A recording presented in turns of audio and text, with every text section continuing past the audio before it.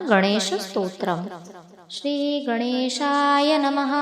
नारद उवाच प्रणम्य शिरसा देवं गौरीपुत्रं विनायकं भक्तवासं स्मरे नित्यम् आयुर्कामार्थसिद्धये प्रथमं वक्रतुण्डं च एकदन्तं द्वितीयकं तृतीयं कृष्णपिङ्गाक्षं गजवक्त्रं चतुर्थकं लम्बोदर पञ्चमं च षष्ठमं विकटमेव च सप्तमं विघ्नराजेन्द्रं धूम्रवर्णं तथाष्टमं नवमं भालचन्द्रं च दशमं तु विनायकम् एकादशमं गणपति द्वादशं तु गजानन द्वादशैतानि नामानि त्रिसन्ध्ययः पठेन्नरः न च विघ्नं भयं तस्य सर्वसिद्धिं करं प्रभो विद्यार्थी लभते विद्या धनार्थी लभते धनं पुत्रार्थी लभते पुत्र मोक्षार्थी लभते गतिं जपेन्द्र गणपति स्तोत्र षडिभर्मासरे